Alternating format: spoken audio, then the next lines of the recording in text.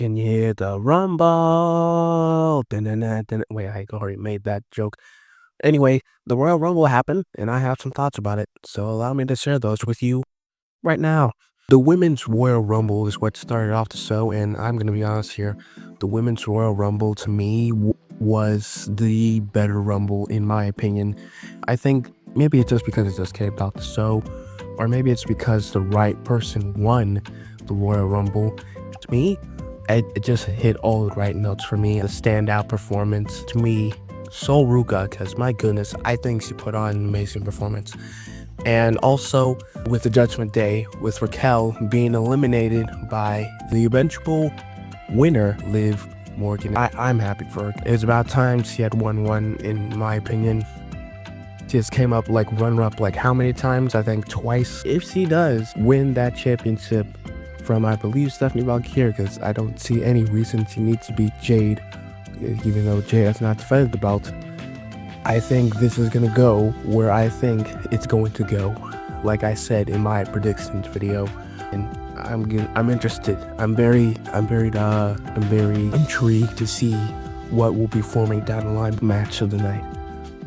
Well, aside from one, but we'll get into that. Next up, we have the Undisputed WWE Championship match with Sami Zayn versus Drew McIntyre. To me, this match was, I feel like, was something that I expected, but I didn't want to wholeheartedly believe. I kind of sort of wanted some forms of Sami Zayn putting up a bigger fight than he did, in my opinion. I kind of wanted some interferences to overlap with the match, even though I'm not a big fan of interference, so that Sami Zayn could have be more of a reason for his loss. But unfortunately, that's not what happened, and Drew pretty much won clean and pretty dominant fashion as well.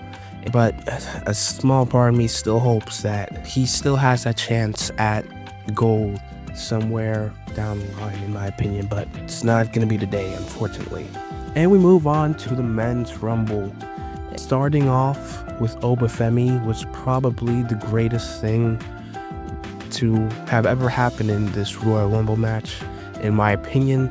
And I do think that, even in spite of the attack that happened on Braun Baker, I think this is pretty much the way that Obafemi should be debuting, eliminating a big, promising talent like Braun Breaker on his debut at the pay-per-view. And he does go to dominate, eliminating, cleaning field and everything. And him and Brock definitely need to make a match. And I know that they have that in store, because after that stare down and after that crowd eruption, you cannot tell me they don't have something on the works with these two. And I'm hoping to see it soon. But aside from that moment, I believe the rest of the Rumble was pretty much not average, but it came to be what it is. The vision and all the whatnot. Royce Keys was there. Royce Keys, Powerhouse Hobbs kind of flows off the tongue a little bit better, but whatever, decision, creative nonsense. Grande Americano, the original return, which I honestly see as a WrestleMania match in itself. That Roman Reigns has won the Rumble again, in my opinion, after his historic reign. In my opinion, I feel like maybe it's just because it's going to be difficult to see him not as a world champion, but to have him do another reign with a belt kind of feels underwhelming to me. Maybe that's just me, but I just don't feel like him having another World Heavyweight Championship run after the one that he had for so many days with.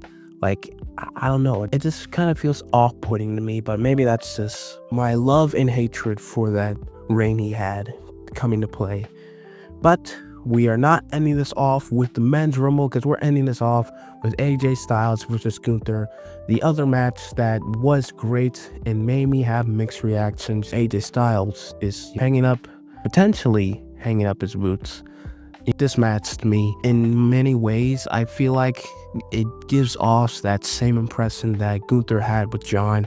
It kind of somewhat tells something special. It's a great match. Gunther having to be a little bit desperate in order to put him away, which says a lot in what AJ Styles really is, because he never had to do this with John, but he has to do it with AJ. And while yes, he does get the job done, I feel like this was probably the John Cena match if they didn't add in the tap out part and just had him pass out. If this is AJ's last time in a wrestling ring, I wholeheartedly understand. If this was the last thing he's ever done, what a note to end off on. I mean, I do feel like this was a bit forced on us. Without a doubt, he has done amazing things in his career, and I feel like he's one of the little handful of people that in the wrestling industry who, in my opinion, has really done everything in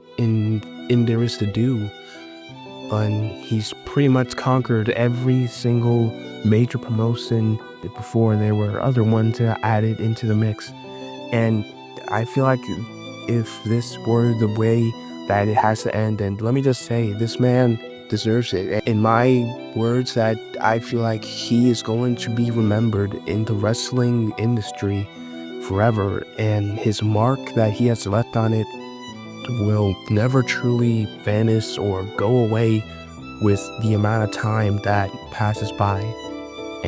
My goodness, it's just January's just the year of the freaking retirements apparently, and good gracious, Gunther has put another one on the pedestal again. So Randy Orton, prepare yourself. And maybe someday we'll look back and say he was indeed a redneck who got respect. But until then, check out my videos, and STARZ unite.